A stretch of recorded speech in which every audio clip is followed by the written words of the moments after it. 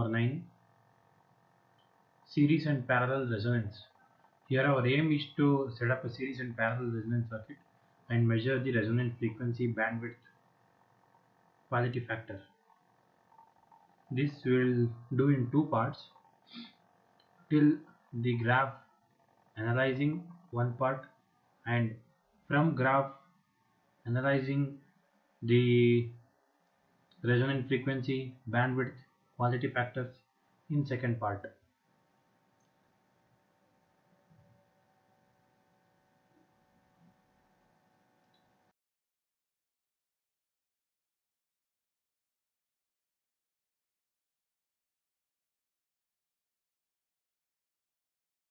Is resonance.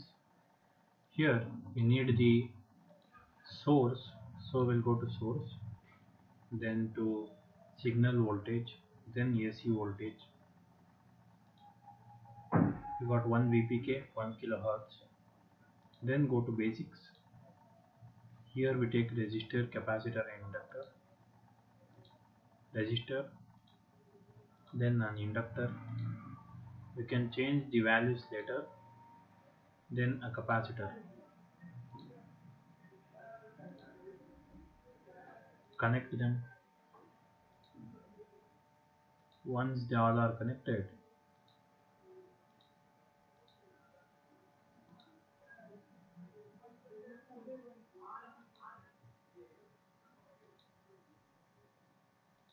we'll put the ground. To get ground, go to source, power source, ground, click on OK.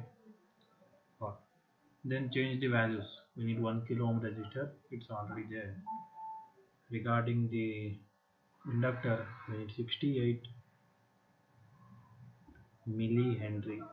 Okay, so we got 68 millihenry. Capacitor, we needed 1 microfarad only, so we have 1 microfarad. It's okay. Now take a current probe and place it between inductor and capacitor. Then go to AC sweep. Then go for a linear. Here linear. Then save it. Then run this. We get our expected graphs. We got both the graphs here, but we can get with respect to voltage also.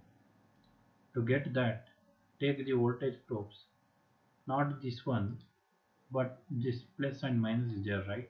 This one, because we need across this. So one here, another here. Take for all resistor, capacitor and inductor also. So we took for inductor. Now for capacitor also. Now run this. We get another graph. Okay. Regarding how to get the values of bandwidth, frequency, resonant frequency, Q factor, everything we'll see in part 2, the analysis of the graph. Okay, then let us see the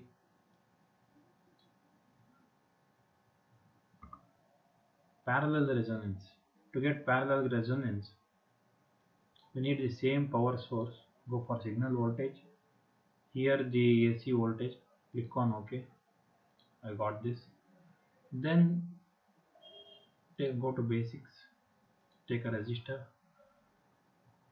Here we'll be needing 2 resistors instead of 1 as previous. Take a resistor and place this. Then rotate this resistor. Then take an capacitor. Place it here. Then rotate it. Then an inductor. Place it. Then rotate this. Then connect all of them. Connect these in parallel. Okay. When all are connected, then we'll change the values accordingly with respect to how much we need. So in this resistor we need of 100 ohms, so we'll put it 100 here,